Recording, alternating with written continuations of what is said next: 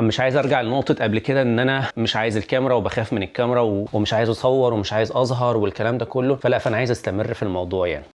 الناس دول حرفيا ما بيتكلموش في السياسة ولا بيعلقوا على أي حاجة سياسية بتحصل في البلد نهائي نهائي.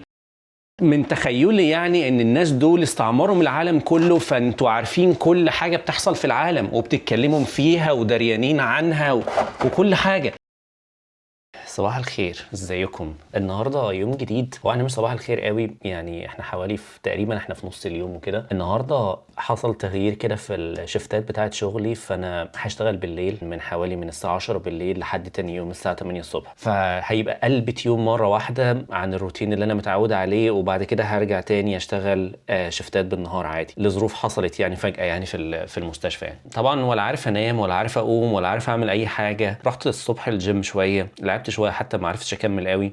خدت الغدا مع الفطار كده الصبح كده الاكل اللي لقيته، فالدنيا ملخبطه خالص يعني كده النهارده. فانا قلقان شويه. الفلوج ده مش هنزله يعني ان شاء الله غير لما اطمن ان الدنيا ان شاء الله تكون عدت بسلام وما كانش فيه قلق يعني ولا حوارات يعني وكده. فالمهم يعني قعدت احاول اسلي نفسي كده شويه، كويت السكراب اللي موجود ورايا ده، شربت النسكافيه، قعدت اتفرج شويه على التلفزيون. مفيش في دماغي حاجه معينه ان انا اقعد اعملها، مش قادر ان انا اقعد اشتغل على الكمبيوتر واركز ان انا اعمل اديتنج لاي حاجه او كده، فربنا يعدي الموضوع على خير. المهم النهارده يعني يوم مختلف شويه في انه النهارده يعني عيلتنا جه فيها مولود جديد، هو ابن اخويا، فربنا يحفظه يعني ان شاء الله كده ويبارك لهم فيه يا رب العالمين. فيعني المهم اليوم عمال بيلعب كده، شويه شمس شويه ظل، شايفين السحاب غامق خالص عامل ازاي، فجاه شويه تلاقي الدنيا بقت نور، تلاقي الشمس يطلع ما بين سحابتين ولا حاجة وبعد كده يختفي تاني. فيعني المهم قدامي لسه حوالي 4 ساعات ممكن انام فيهم، ممكن مش عارف لسه اعمل فيهم ايه، او حوالي 3 ساعات تقريبا يعني. انا متوتر شوية عشان النهاردة المفروض ان انا هكون الريج او السينيور بتاع اليوم، فهكون مسؤول يعني ان تشارج عن كل حاجة لها علاقة بالديبارتمنت نفسه او بالاسم نفسه. فربنا يستر ويعدي اليوم على خير وما يحصلش اي حاجة.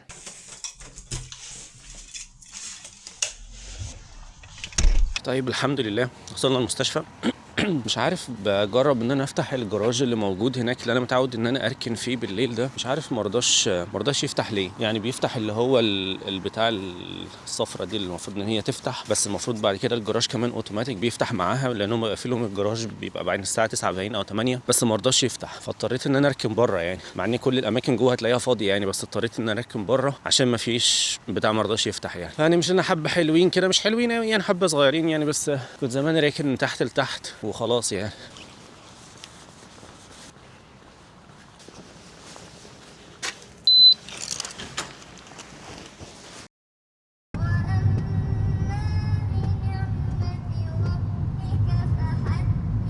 صباح الخير. النهارده تاني يوم بعد اللي حصل امبارح بقى في الشغل. كنت قلت لكم ان انا مش هنزل الفلوج الا لما اتاكد ان شاء الله الدنيا تعدي بخير يعني، فالحمد لله الدنيا عدت بخير وروحت الحمد لله والامور كانت تمام، ونمت وصحيت ونمت وصحيت، وبقى عوضت بقى كل النوم اللي انا بقى ما كنتش نمته ده. جه اليوم قلب معايا قبل المروح، قبل ما كنت اخلص اليوم يعني بشويه حاجات كده تافهه يعني، بس الحمد لله عدت برضو على خير يعني، ما كانش فيها ازمه قوي. فيعني اجمالا كده يعني الدنيا كانت تمام والامور كانت تمام. شوفوا الدنيا شتا خالص ازاي يعني، مش عارف ليه، بس كالعاده يعني الجو هنا ملوش ملكه يعني. طيب الحمد لله خلصنا الجيم ورجعنا البيت وكلنا وخدنا دش والكلام ده كله. المهم يعني لسه مخلص اديتنج للفلوج اللي هينزل النهارده ان شاء الله. المفروض ان هو هينزل تقريبا، هو دلوقتي بقى المواعيد عشان الساعه لسه ما اتغيرتش في مصر بس اتغيرت هنا، فتقريبا بقى في فرق ساعه ما بيننا وما بين مصر، فتقريبا الفلوج هينزل الساعه 4 النهارده يعني، ما كانش الساعه اتغيرت يعني، مش متابع بصراحه يعني. فالمهم يعني الحمد لله عملت الاديت للفلوج رقم 64. طبعا انت هتشوف الفلوج ده وهيكون اصلا في كذا فلوج نازل يعني، لانه في عندي حاجات كتير قوي متاخره وما خلصتش، فعلى بال ما هي تنزل ممكن تلاقي الفلوج ده مثلا رقم 70 ولا حاجه يعني.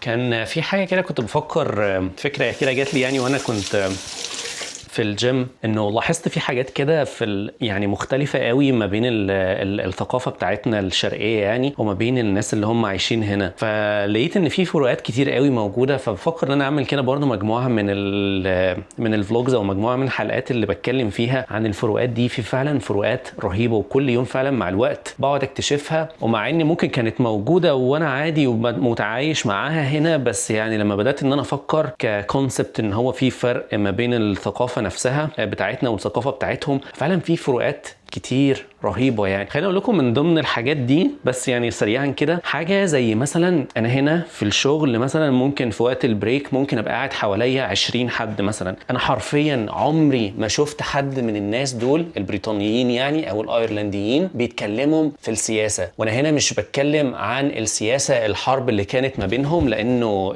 ايرلندا كانت فتره من الفترات كانت محتله من بريطانيا، وكانت بريطانيا كانت سبب ان هي عملت مجاعه في 1800 وحاجه يعني، بسبب ان هي كانت بتستغل ان هي تاخد البطاطس بتاعتهم وبتاع، لان ايرلندا من ضمن الدول الكبيره جدا اللي بتزرع بطاطس. والمجاعه دي تسببت ان هي موتت حوالي مليون يا اما 5 مليون، بس يعني رقم كبير يعني. انا هتاكد برضو يعني واكتبها لكم هنا تحت وانا بعمل اديتنج للفلوج. فكان ما بينهم مشاكل، والمشاكل دي كان لسه لحد قريب يعني 1990 ل 2000 وكده، كان في مشاكل ما بينهم ما بين الايرلنديين والبريطانيين يعني في منطقه ايرلندا الشماليه اللي هي تعتبر جزء من بريطانيا يعني. فما علينا يعني، فانا مش بتكلم على الجزئيه دي من السياسه، هم كده كده اصلا ما بيتكلموش فيها، بس انا بتكلم حتى على السياسه بتاعه الدوله نفسها. يعني مثلا اي مشكله اقتصاديه، اي مشكله سياسيه، اي قانون جديد اتطبق، الكلام ده كله الناس دول حرفيا ما بيتكلموش في السياسه ولا بيعلقوا على اي حاجه سياسيه بتحصل في البلد نهائي نهائي. يعني شوفوا الدنيا الايام دي مثلا في الحرب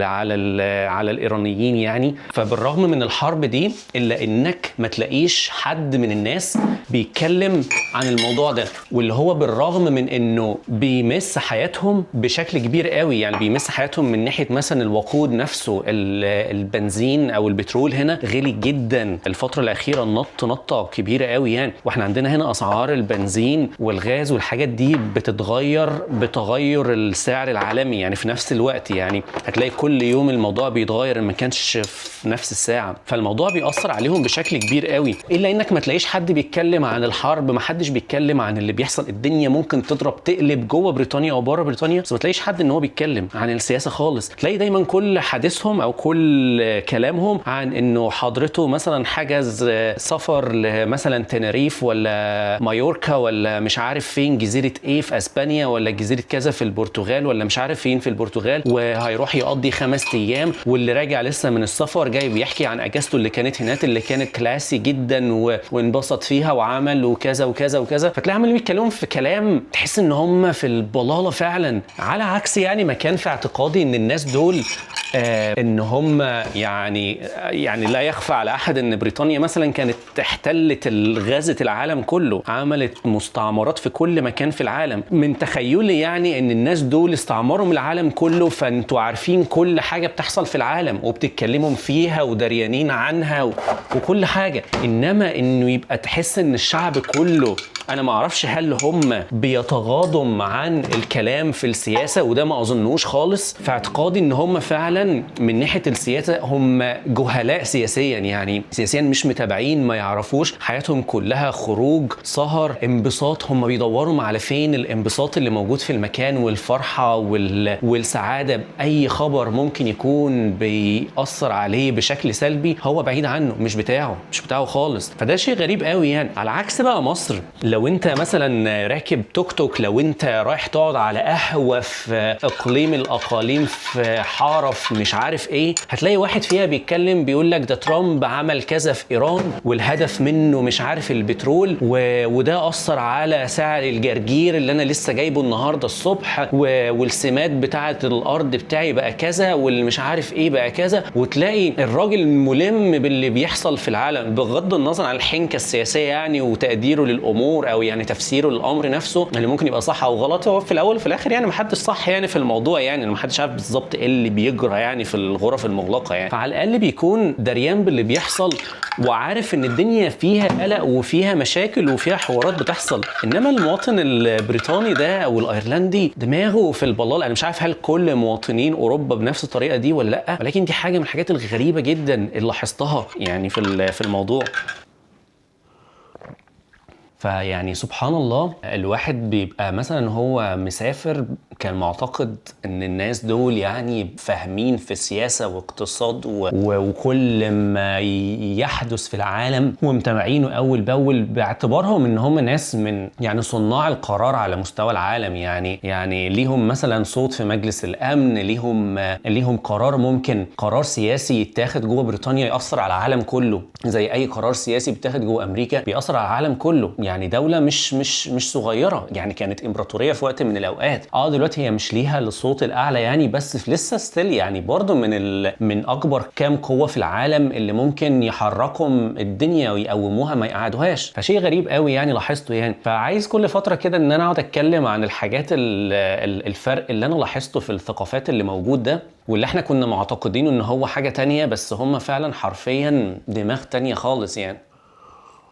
طبعا مش عارف شايفين الحاجات اللي موجوده ورا دي، البلالين والحاجات دي، ده علشان كان العيد ميلاد بتاع فيدو، كنا عاملين له عيد ميلاد كده صغير. انا بصراحه عملت الفلوج بس انا لسه مش عارف انا هنزله ولا لا، لانه في اطفال كتير موجودين في الموضوع، ومفروض يعني في زي اتفاق ضمني ما بين الناس كلها كده ان احنا ما بننشرش صور الاطفال على السوشيال ميديا خالص يعني. ففي الغالب مش عارف ان انا انزل فلوج، ممكن انزل التحضيرات ما قبل يعني وما بعد اللي احنا عملنه، بس جوه العيد ميلاد نفسه مش هينفع ان انا انزله خالص نهائي يعني باي شكل من الاشكال يعني. فبس يعني فدي شويه من الاجواء يعني اللي كانت بتاعه عيد الميلاد نفسه يعني. الحاجات اللي اتبقت بقى الحاجات كلها وقعت يعني، والبلالين كانت منفوخه ما عادش فيها هواء او فضت شويه من الهواء، بس الحمد لله يعني كان يوم لطيف يعني. الساعة دلوقتي 12 الا تلت.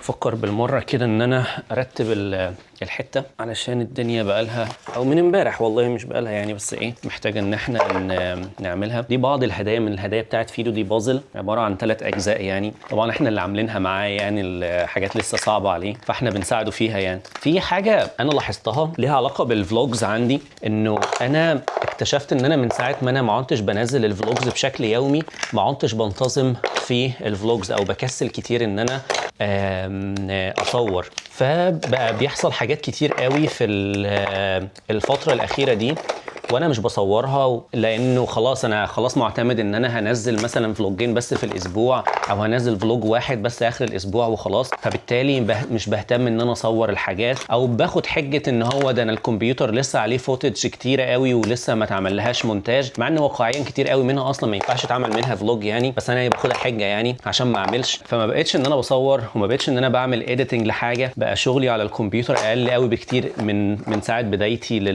للفلوجز، واثر على القناه يعني بشكل كبير قوي. فالهدف بتاعي حاليا الفترة الأخيرة دي ما بقاش إن أنا الفيوز والحاجات دي كده زي ما في أول ما كنت بدأت، كان من ضمن الدافع ليا أو اللي بيشجعني قوي إن أنا يبقى عندي فيوز برضو كويسة أو نسبة كويسة يعني. بس اكتشفت مع الوقت أصلا إنه أنا مش هيجي لي فيوز، ولسه قدامي كتير قوي على بال ما يجي لي فيوز بشكل كويس، بالرغم من إنه في ناس ممكن بتنزل فيديو واحد على القناة بتاعتها كلها بس تلاقي عندها مشاهدات ما شاء الله يعني رهيبه يعني. فبصراحه يعني ما توقعش انه يعني بعد الفلوجز والحاجات الكتيره اللي انا عملتها ما فيش فيوز برضو كده كتير قوي. يعني في فيوز كويسه، وفي بقى في اصحاب شويه يعني، والناس متفاعلين معايا شويه الى حد ما، ودي حاجه كويسه يعني. مش عايز اقول اسماء علشان برضو ما ننساش حد من الناس وحد يزعل، بس يعني عاجبني قوي التفاعل حتى مع الخمسه سته اللي بيتفاعلوا معايا، فدي حاجه عجباني قوي يعني، فالحمد لله يعني. فدلوقتي اللي انا بفكر ان انا اعمله ان انا ارجع احاول ان انا اصور باستمرار على طول. قبل كده دايما برضو حاجه ليها علاقه برضو بكتاب بتاع العادات الذريه، ان هو دايما خلي الحاجه اكسسبل قدامك بشكل اسهل ما يمكن، بحيث انك انت تقدر تستمر عليها. فاللي انا عايز اعمله قبل كده دايما كانت الكاميرا على طول في ايدي، في اي وقت في اي لحظه هتلاقي ان الكاميرا موجوده في ايدي، فده كان بيخليني ان انا اصور على طول. فده اللي انا عايز ارجع ان انا اعمله، الكاميرا على طول معايا، بصور باستمرار ايا كان ايه الفوتج اللي انا هصورها، بس ايه يبقى الموضوع معايا مستمر، لان اول ما بوقف ومش بكمل بلاقي نفسي ان انا نمت في الخط، واقول لا ده حاجه مش مهمه ومش مهم ان انا اصور دي وايه، ويوم ورا يوم بيعدي ومفيش اي انتاج للمحتوى يعني. وده بيخليني انا ارجع تاني لنقطه ان انا اصلا بحب ان انا انتج المحتوى، ان انا اصنع المحتوى نفسه. فمش عايز ارجع لنقطه قبل كده ان انا مش عايز الكاميرا وبخاف من الكاميرا ومش عايز اصور ومش عايز اظهر والكلام ده كله. فانا عايز استمر في الموضوع يعني.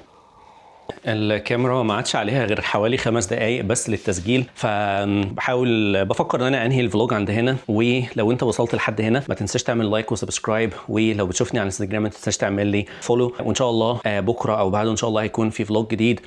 ويلا سلام.